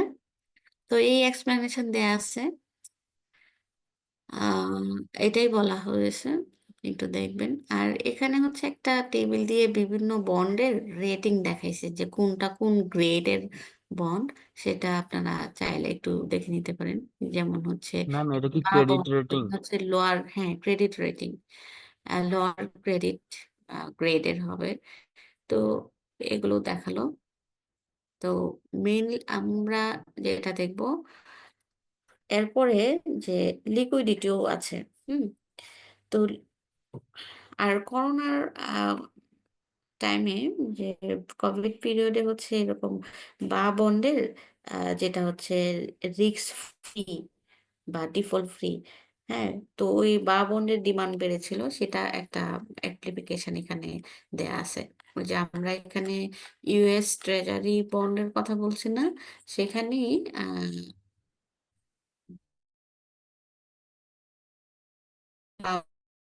বন্ডের কথা বলে একটা এক্সাম্পল দিয়েছিল, তার মানে ইন্টারেস্ট রেট কমবে, সেটা বলা হয়েছে। আর লিকুইডিটিও সেম, ঠিক আছে? এটাও হচ্ছে ইন্টারেস্ট রেটকে এফেক্ট করে। তো এখন ট্রেজারি বন্ড যেটা, সেটা হচ্ছে লিকুইড, ঠিক আছে? ট্রেজারি বন্ড হচ্ছে লিকুইড বন্ড, কারণ হচ্ছে এটা ওয়াইডলি ট্রেডেড, এবং এটা লেস কস্টলি। যদি আপনি সেল করতে যান তাহলে এটা হচ্ছে লেস কস্টলি। তো আহ, যার কারণে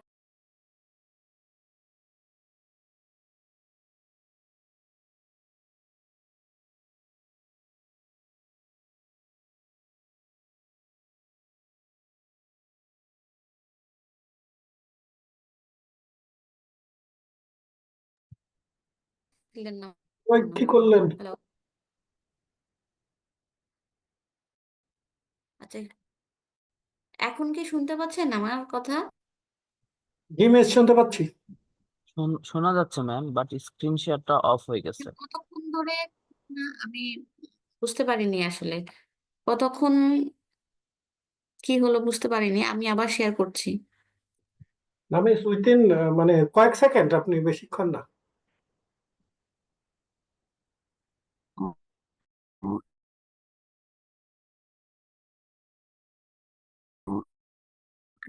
আচ্ছা আচ্ছা, এখন শেয়ারটা দেখা যাচ্ছে, স্ক্রিন শেয়ার।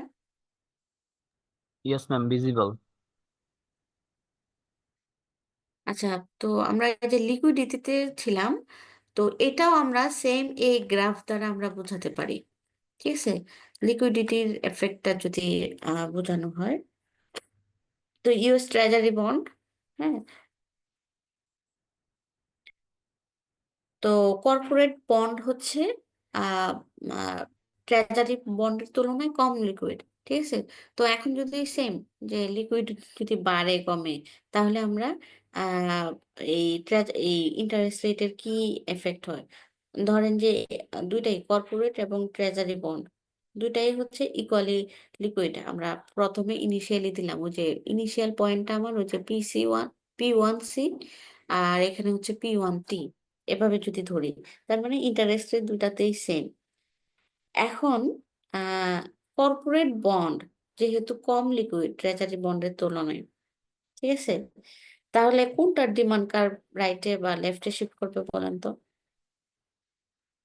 যেহেতু কর্পোরেট ট্রেজারি বন্ড, বন্ডের ট্রেজারি বন্ড বলবো ম্যাম। তার মানে কর্পোরেট বন্ড হচ্ছে লেফটে শিফট করবে, আর ট্রেজারি বন্ড হচ্ছে রাইটে শিফট করবে, তাই জি না? ম্যাম, জি জি। তার মানে সেই একই, আমরা এই গ্রাফটা দিয়েই কিন্তু আমরা বোঝাতে পারি, তাই না? তো সেম ঘটনাই ঘটবে ওই লিকুইডিটির ক্ষেত্রেও। তো সেই ক্ষেত্রে এখানে কর্পোরেট বন্ডের প্রাইস কমবে, তার মানে ওর ইন্টারেস্ট রেট বাড়বে।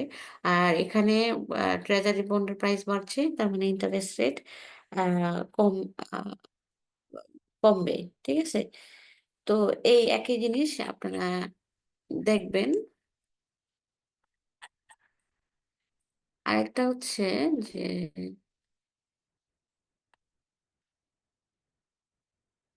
Income tax.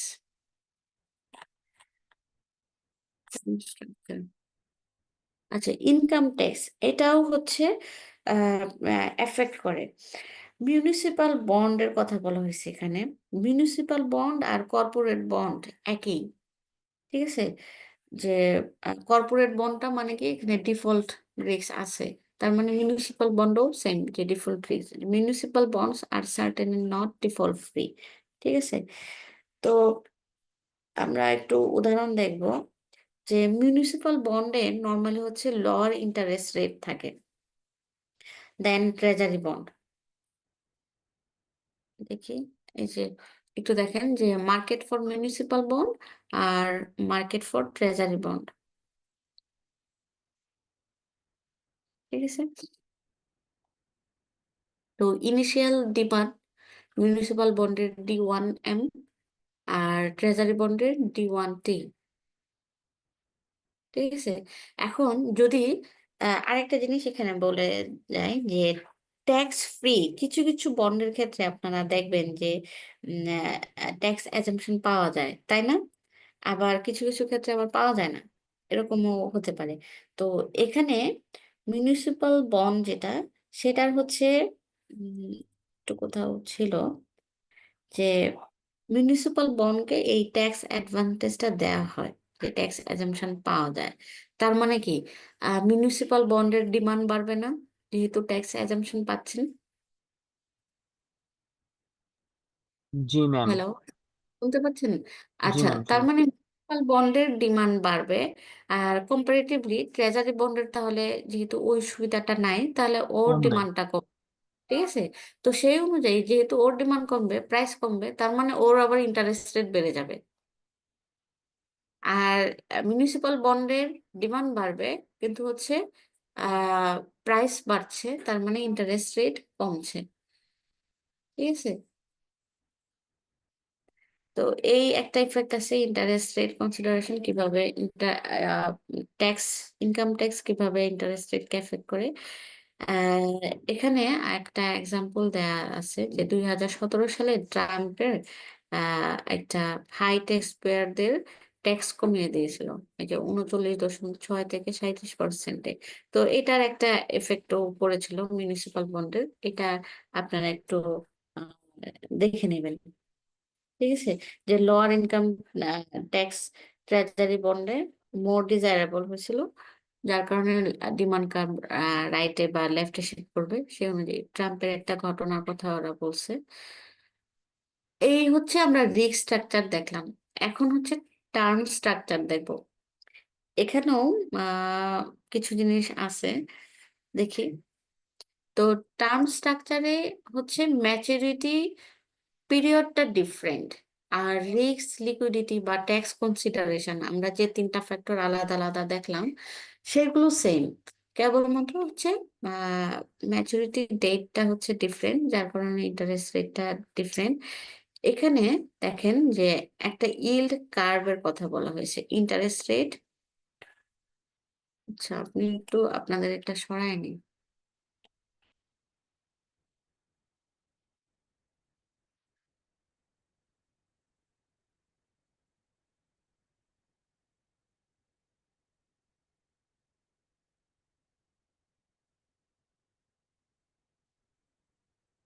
দেখেন ইন্টারেস্ট রেট আর ম্যাচুরিটি, এখানে টাইম দেওয়া হয়েছে মান্থ বা ইয়ার অনুযায়ী। ইল্ড কার্ভটা নর্মালি, এটা হচ্ছে ইল্ড কার্ভের শেপ, আর নর্মালি হচ্ছে আপওয়ার্ড স্লোপিং হয়।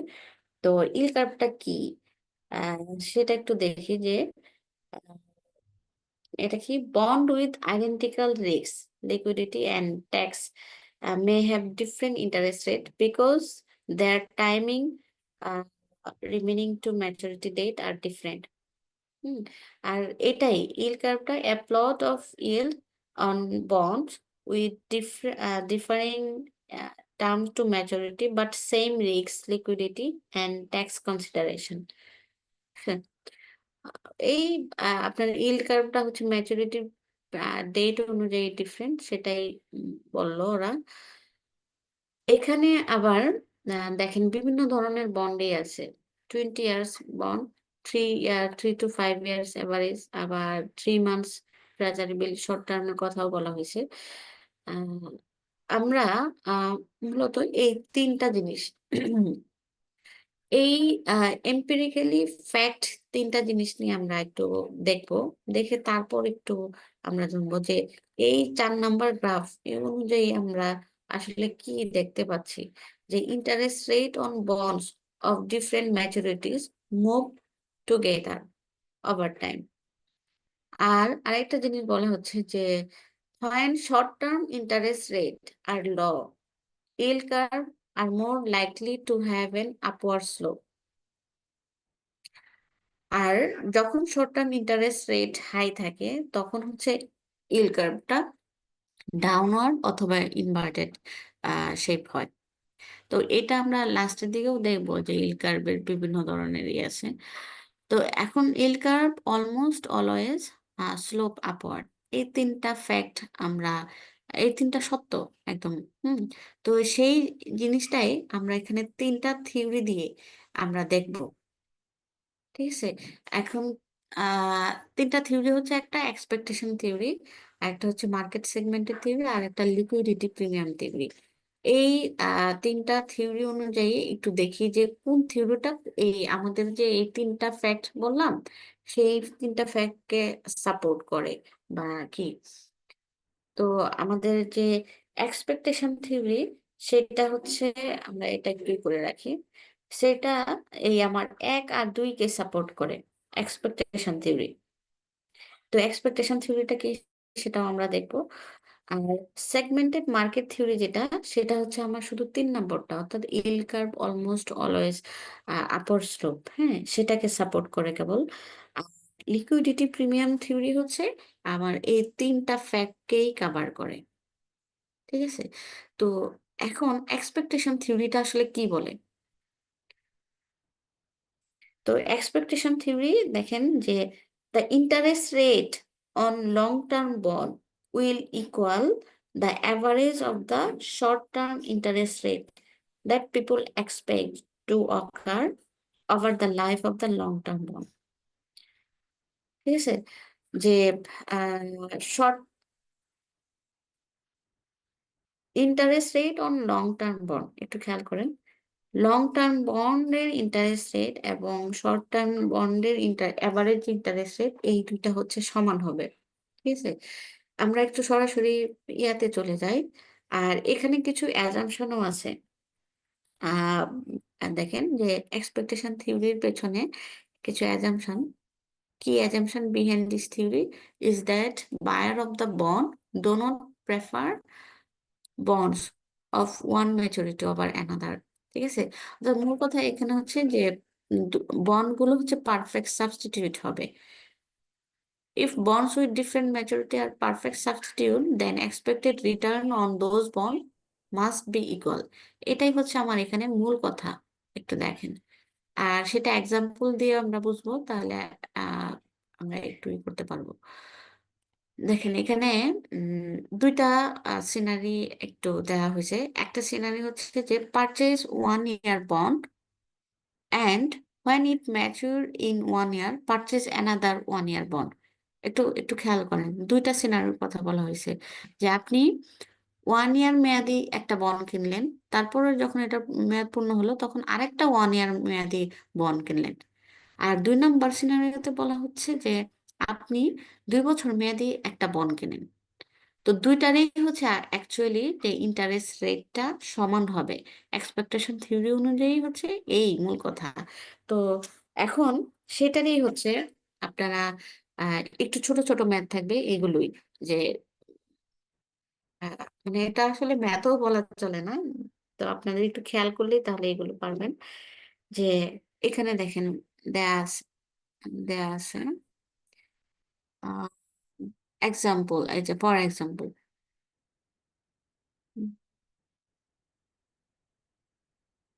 আচ্ছা, এটাও এটাও না দেই, আমরা অন্য আরেকটাতে চলে যাই। তো এক্সপেকটেশন থিওরির মূল ফর্মুলাটা হচ্ছে, দেখেন আইটি। আইটি মানে হচ্ছে today's interest rate on one period bond. আর I⁻E T+1, এটা কি ইন্টারেস্ট রেট অন ওয়ান পিরিয়ড বন্ড এক্সপেক্টেড ফর নেক্সট পিরিয়ড। আর I2T, এটা কি today's interest rate on 2 period bond. এখানে আমরা দুই ধরনের বন্ড কথা বলছি, একটা 1 পিরিয়ড বন্ডের কথা বলছি আর একটা 2 পিরিয়ড বন্ডের কথা বলছি। 2 মানে 2 পিরিয়ডের, আর 1 মানে যেটা হচ্ছে শুধু টি, সেটা হচ্ছে 1 পিরিয়ড বন্ড। তো এখানতে এত এর ডেরিভেশনের আমার দরকার নাই, আমার মূল জিনিসটা দরকার হচ্ছে এই দেখেন ইকুয়েশন 1, যেটা I2T সমান IT+I T+1 ডিভাইডেড বাই 2। অর্থাৎ যে 2 পিরিয়ড বন্ডের যে ইন্টারেস্ট রেট, সেটা হচ্ছে আমি যদি দুইটা 1 পিরিয়ড বন্ড কিনি সেটার অ্যাভারেজের সমান হবে। এটাই হচ্ছে মূল কথা। তো আহ, সেটাই আমরা একটা উদাহরণ সহ ম্যাম দেখি। এখানে এখানে যত এন বাড়বে তত ফর্মুলাটাও চেঞ্জ হবে না? হ্যাঁ, এই যে দেখেন এটার জন্য ওই যে ইকুয়েশন 2, যেটা আপনি এন দিয়ে নিয়ে আসি, অর্থাৎ INT, আমি যদি এখানে 2 না দিই, আমি এনতম পিরিয়ড দিলাম, ধরেন 4 বা 5। এই যে আমি এখানে নিচে এক্সাম্পল আছে, ঠিক আছে, ওই যে NT। তো আমি যদি এটা 7 year বলি, তার মানে এন হচ্ছে আমার 7। বুঝতে পারছেন? তো এই হচ্ছে আমার হুম। জেনারেল ফর্মুলা, ওই যে ইকুয়েশন 2 যেটা। হ্যাঁ, সেটা। এখন এখানে হচ্ছে একটা আপনাদের এক্সাম্পল দেওয়া আছে, এই এক্সাম্পল অনুযায়ী আপনারা একদম ক্লিয়ার হয়ে যাবেন। দেখেন, if 1 year interest rate over the next 5, একটু খেয়াল করেন, next 5 year are expected to be, কত দেওয়া আছে 5 year-এর? 5%, 6%, 7%, 8%, 9%। ঠিক আছে, 5টা ইয়ারের ইন্টারেস্ট রেট হচ্ছে নেক্সট 5 year-এর দেয়া আছে। তো এখন interest rate on 2 years bond will be, ওই যে প্রথম 2 year divided by 2 equals to 5.5। বুঝতে পারছেন? জি ম্যাম। এখন যদি বলা হয় ইন্টারেস্ট রেট অন 5 year বন্ড, তার মানে আপনাকে আপনাকে কিন্তু ইনফরমেশন দেওয়া আছে, জাস্ট হচ্ছে আপনি অ্যাভারেজটা নিয়ে নেবেন, তার মানে 5টাই যোগ করে 5 দিয়ে ভাগ করে ফেলবেন। এখন যদি আপনাকে বলা হয় 4th year-এর বন্ড, তার মানে 4টা যোগ করে 4 দিয়ে ভাগ করে ফেলবেন। এক্সপেকটেশন থিওরিটা ক্লিয়ার, যে আপনি 1 ইয়ারের যদি 4টা বন্ড রাখেন, সেটা যেটা, এবং 4th ইয়ারের একটা বন্ড, দুইটাই আপনার সেম হবে, তাই না? জি ম্যাম। খেয়াল করছেন? তো এইটাই আমরা এখানে এত কিছু এইসব দিয়ে বুঝাইছে, ঠিক আছে।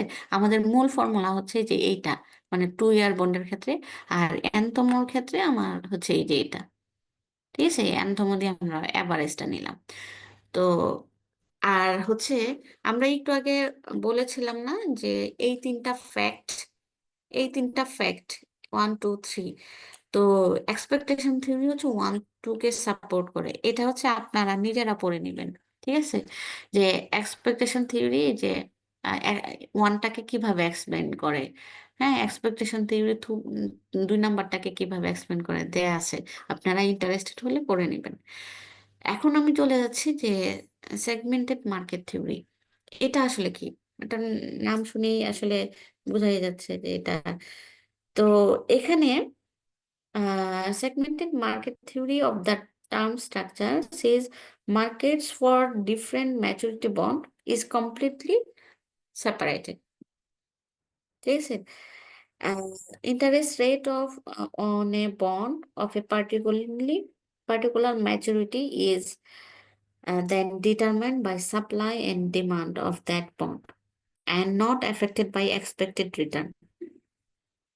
এটা আমার মূল কথা। আর এখানেও কিছু কি অ্যাজাম্পশন, এটার সেগমেন্টেড মার্কেট থিওরির কি অ্যাজাম্পশনটা কি, এই পারাটা একটু দেখবেন যে আহ, এটা কি কি অ্যাজাম্পশনটা, আর নট সাবস্টিটিউট বা এক্সপেকটেশন থিওরি যেটা ছিল, সেখানে ছিল বন্ডগুলো সাবস্টিটিউট, পারফেক্ট সাবস্টিটিউট, বাট এখানে হচ্ছে বন্ডগুলো সাবস্টিটিউট। আচ্ছা, সাবস্টিটিউট মানে কি একটু কিন্তু বলেছিলাম যে দুইটাই সাবস্টিটিউট, মানে হচ্ছে আপনার যে বন্ডে হোল্ড করেন এটার ইন্টারেস্ট রেটটা যদি সেম হয়, তাহলে দে আর পারফেক্ট সাবস্টিটিউট, ঠিক আছে। তো আহ, এটা একটু দেখবেন যে কি অ্যাজাম্পশনটা কোনটা, সাবস্টিটিউট নয়।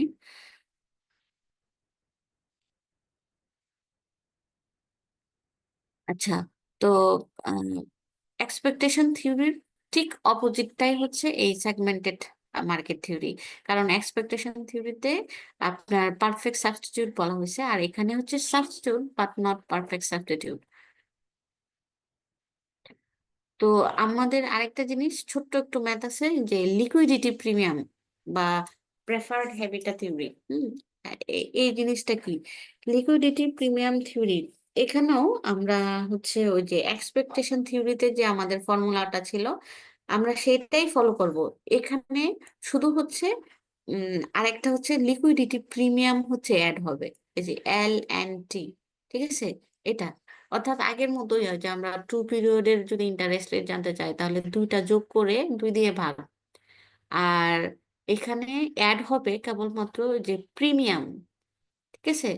তো সেটা আসলে কি একটু দেখি যে লিকুইডিটি প্রিমিয়াম থিওরিরও এখানে কি অ্যাজাম্পশন আছে, দেখেন।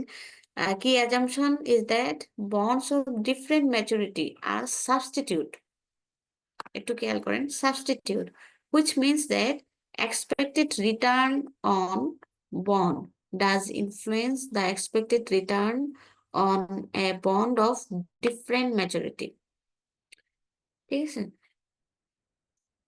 তো আম, এখানে যে investor tend to prefer short term bonds because these bonds bear less interest rate risks, আর সেই জন্যই হচ্ছে এখানে একটা পজিটিভ লিকুইডিটি প্রিমিয়াম অ্যাড হবে, ঠিক আছে।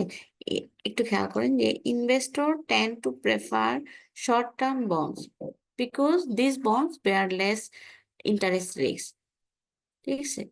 তো শর্ট টার্ম বন্ড তো সবসময় নেওয়া হয় না, তো রিস্ক হিসেবে একটা রিস্ক প্রিমিয়াম অ্যাড হবে, সেটার কথাই বলছে। তো এই মূল পার্থক্য। তো আমরা সরাসরি আগে একটা ম্যাথ দেখি, ম্যাথ দেখলে তারপরে হচ্ছে আমরা অন্য আরেকটাতে বলে যাই। এখানে আছে দেখেন,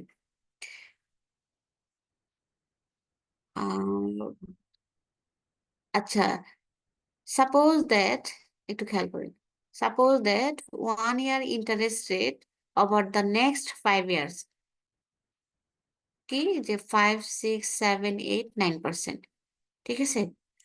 While investor preference for holding short-term bonds means liquidity premium, অর্থাৎ লিকুইডিটি প্রিমিয়াম আপনাকে দেয়া আছে, আর হচ্ছে ইন্টারেস্ট রেটটা 5 years কত সেটা দেয়া আছে, ঠিক আছে? লিকুইডিটি প্রিমিয়ামস দেয়া আছে 0% 1 এর জন্য, 0.25% হচ্ছে মানে নেক্সট সেকেন্ড ইয়ারের জন্য, 0.5% থার্ড ইয়ারের জন্য, 0.75% তেমনি 1% হচ্ছে ফিফথ ইয়ারের জন্য।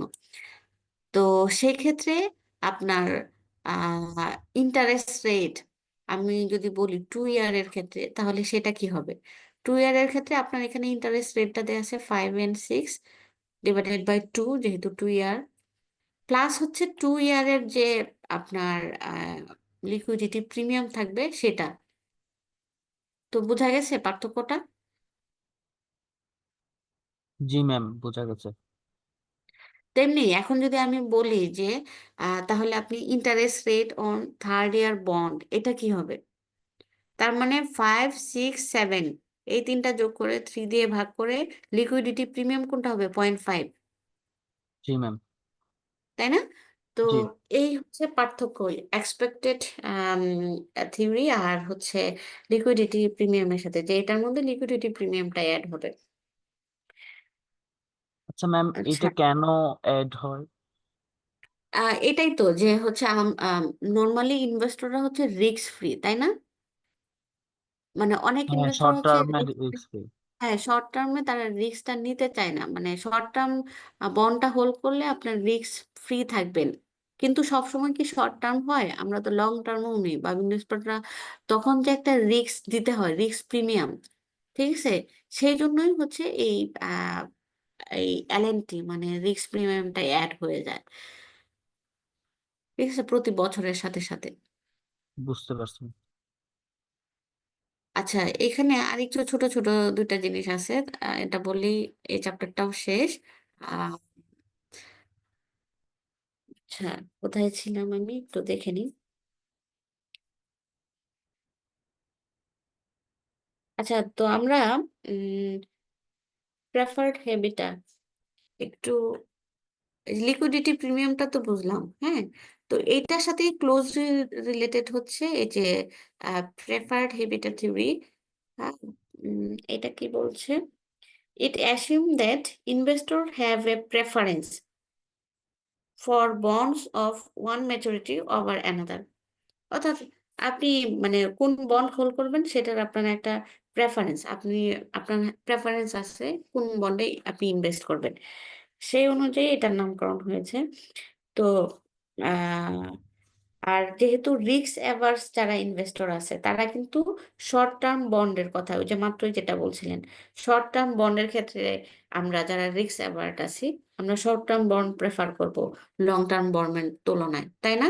এই যে একটা প্রেফারেন্স, সেই অনুযায়ী এই প্রেফার্ড হেবিটাট থিওরির কথা বলা হয়েছে, এবং এইটা আর লিকুইডিটি প্রিমিয়াম থিওরি এটা আসলে ক্লোজলি রিলেটেড। কারণ হচ্ছে ওখানে হচ্ছে শর্ট টার্ম লং টার্ম দুইটার কথাই আছে, আর প্রেফার্ডে শুধু হচ্ছে আপনি প্রেফারেন্সটা যে আপনি শর্ট টার্ম দিচ্ছেন লং টার্ম দিচ্ছেন সেটার একটা প্রেফারেন্স আপনি ক্লিয়ারলি দেখা যায়। এখন এই যে লিকুইডিটি প্রিমিয়াম বা প্রেফার্ড হেবিটা এবং এক্সপেকটেশন থিওরি এইটার সাথে একটা রিলেশনশিপ আছে, এই রিলেশনশিপটাই এই গ্রাফ দ্বারা দেখানো হয়েছে।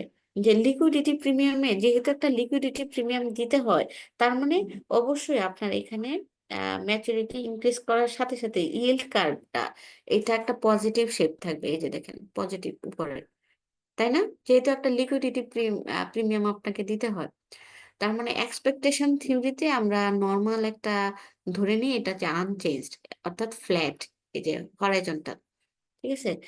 আর তাহলে এই দুটার পার্থক্যটা বা রিলেশনশিপটা এখানে দেখা যায়, এটা এই যে বক্সের মধ্যে যে লেখা আছে সেটা পড়ে নিলে আপনারা বুঝতে পারবেন।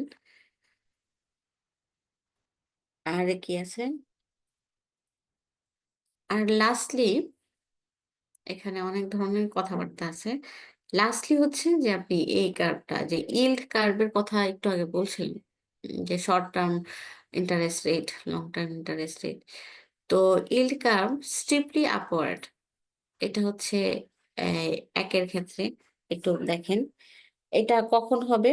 স্টিপলি আপওয়ার্ড যেটা, সেটা আসলে কি মিন করছে? এটা মিন করছে যে short term interest rate are expected to rise in the future. আর যেটা হচ্ছে বি, মডারেটলি স্টিপ যেটা, হুম, এটা কি মিন করছে? এটা মিন করছে যে short term interest rate are not expected to rise or fall in near future. তেমনি ফ্ল্যাট যে ইল্ড কার্ভটা আছে সেটা আসলে কি ইন্ডিকেট করে?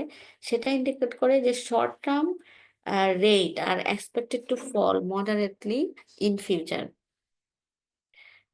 হ্যাঁ, তেমনি ডি নাম্বার যেটা, যেটা ডাউনওয়ার্ড স্লোপিং, এটা দেখাচ্ছে যে short term interest rate are expected to fall sharply in the future. ঠিক আছে, সেই অনুযায়ী ইল্ড কার্ভ স্টিপলি আপ, মানে স্টিপলি আপওয়ার্ড, মাইল্ডলি আপওয়ার্ড, বা হচ্ছে ফ্ল্যাট আর ডাউনওয়ার্ড স্লোপিং এই হয়। তো ইল্ড কার্ভ এই যে এখানেই আছে এই লেখা, ঠিক আছে, যে এগুলোই আছে। তো আজকে আসলে অনেক কিছু একসাথে বলা হয়েছে, দুইটা চ্যাপ্টার। তো আপনারা এইগুলা একটু দেখবেন, যেগুলা দেখিয়েছি সেগুলা দেখলেই হবে। উম, তো সামারি ডিটেইল এক্সপ্লেনেশন আছে, আমি যেগুলো বললাম সেগুলো ছাড়াই। তো তাহলে হচ্ছে 5 নাম্বার চ্যাপ্টার পর্যন্ত আপনাদের কুইজ। জি ম্যাম। আমি এটা একটু স্টপ করলাম। হুম, তো আজকে 20, সবাই তাহলে প্রেজেন্ট মনে হয়, নাকি আরো কেউ বাকি আছেন আপনারা? ম্যাডাম মোট 23 জন ছিল, 2জন মনে হয় বের হয়ে গেছে, 22 জন ছিল মোট। শুনছিল, আচ্ছা। উম, তো এটার হচ্ছে রেকর্ড থাকবে, দেখি পার্টিসিপেন্টের স্ক্রিনশট নিলেই হয়, কে কে আছে বোঝা যাবে। হ্যাঁ, হ্যাঁ সেটাই নিচ্ছি।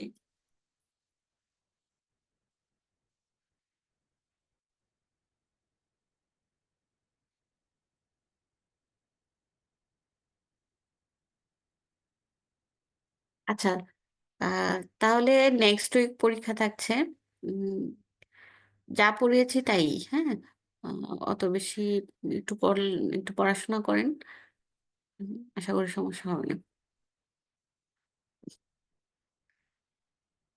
তো আজকে উম, অনেক কিছুই বলে ফেলেছি একসাথে, এর মধ্যে থেকে হয়তো বা নিজেরা পড়লেও আর একটু ইয়েতে আসবে। তারপরেও মানে আজকে থেকে কোনো কোয়েশ্চেন আছে আপনাদের আজকের চ্যাপ্টার থেকে? ম্যাম ইন্টারেস্ট রেট আপাতত নেই। বিহেভিয়ার আর হচ্ছে টার্ম আর রিস্ক স্ট্রাকচার, আসলে মানে দেখা যাচ্ছে অনেক কিছু। তো মূলত হচ্ছে আমরা চ্যাপ্টার 5-এ হচ্ছে ওই বন্ডেড মার্কেট আর মানি মার্কেট এই দুইটা অ্যানালাইসিস করে ওই যে ডিমান্ড আর সাপ্লাই কি কি ফ্যাক্টর দ্বারা এফেক্টেড হয় সেটা, আর টার্ম স্ট্রাকচার আর রিস্ক স্ট্রাকচার। ঠিক আছে, রিস্ক স্ট্রাকচারে আমার ম্যাচুরিটি টাইমটা একই, শুধুমাত্র ওই 3টা ফ্যাক্টর ডিফল্ট রিস্ক, লিকুইডিটি আর ট্যাক্স কনসিডারেশন, এটার কারণে ডিফারেন্ট হচ্ছে। আর টার্ম স্ট্রাকচারে এই 3টা রিস্ক, লিকুইডিটি আর ট্যাক্স এইটা সেম, কেবলমাত্র ম্যাচুরিটি পিরিয়ডটা ডিফারেন্ট, যার কারণে ইন্টারেস্ট রেট ডিফারেন্ট হচ্ছে। সেখানে আমরা 3টা থিওরি দেখলাম, যে expectation theory, segmented market theory আর হচ্ছে লিকুইডিটি প্রেফারেন্স থিওরি। ঠিক আছে, তো এক্সপেকটেশনে আমরা অ্যাভারেজটা নিলাম, আর লিকুইডিটি প্রেফারেন্সে আমার একটা লিকুইডিটি টার্ম আলাদা করে অ্যাড হয়েছে। ঠিক আছে, এই হচ্ছে পার্থক্য। এইগুলা এইগুলা মনে রাখলেই, মানে একটু পড়লে এগুলা আসলে মনে হয় 1-2 বার পড়লে হচ্ছে এমনিতেই মনে থাকবে। তো নেক্সট উইক তাহলে দেখা হবে। উম, পরীক্ষার প্রিপারেশন নিয়ে আসবেন। ঠিক আছে ম্যাম, আমরা কি লিভ নিতে পারি? হ্যাঁ, যদি আর কোনো কোয়েশ্চেন না থাকে তাহলে লিভ নিতে পারেন। আর থ্যাংক ইউ সবাইকে সকাল সকাল জয়েন করার জন্য। আচ্ছা আমিও thank you and very much. করলাম। জি Thank you so much. Thank you বলছি miss, thank thank you. Thank you. আচ্ছা আচ্ছা থ্যাংক ইউ সবাইকে।